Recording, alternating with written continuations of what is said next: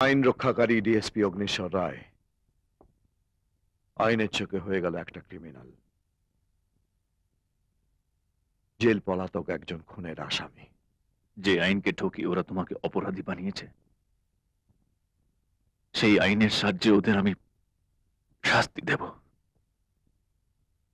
এক একটাকে জেলে ঢোকাবো আমি। না, এই যুদ্ধ আমার, আমি একাই লড়ব। একজনকে খুন করেছি, বাকি তিনজনকেও খুন করব। তুমি যেটা করতে চাইছো সেটা আইনের চোখে অপরাধ দাদা। অগ্নিশ্বরের চোখে নয়, আমার সংবিধানের 542 ধারা। অপরাধকে শেষ করতে হলে আগে অপরাধীকে মারো। তাহলে তো তুমি আমার কাছে মিথ্যে হয়ে যাবে, তোমার আদর্শ আমার কাছে মিথ্যে হয়ে যাবে। যে পুলিশ অফিসারের আদর্শ মেনে আমি গুন্ডার থেকে পুলিশ অফিসার হয়েছি,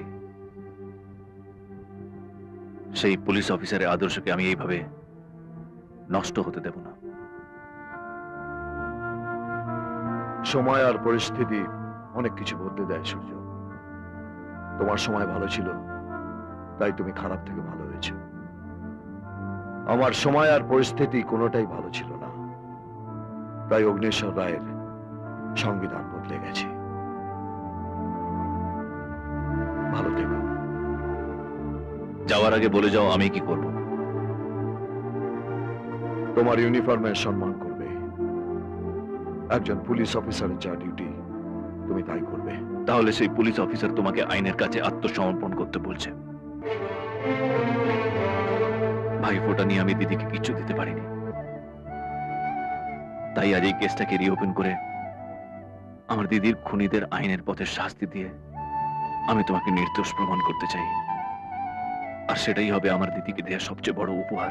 তুমি তোমার দিদির খুনিদের শাস্তি দিতে চাও, আর আমি আমার স্ত্রীর খুনিদের শাস্তি দিতে চাই। ভাবনাটা এক, রাস্তাটা আলাদা। ওই তিনজনকে খুন করে আমি আত্মসমর্পণ করবো অফিসার। সেই সময়টুকু তুমি আমাকে দাও।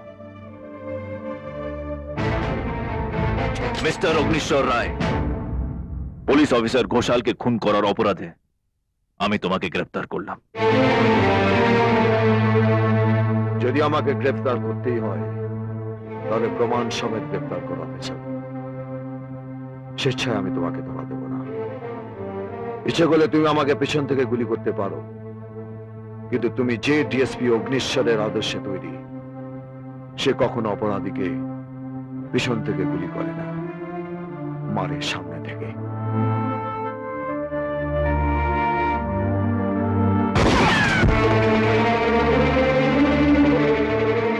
এটা তোমাকে সাবধান করার জন্য।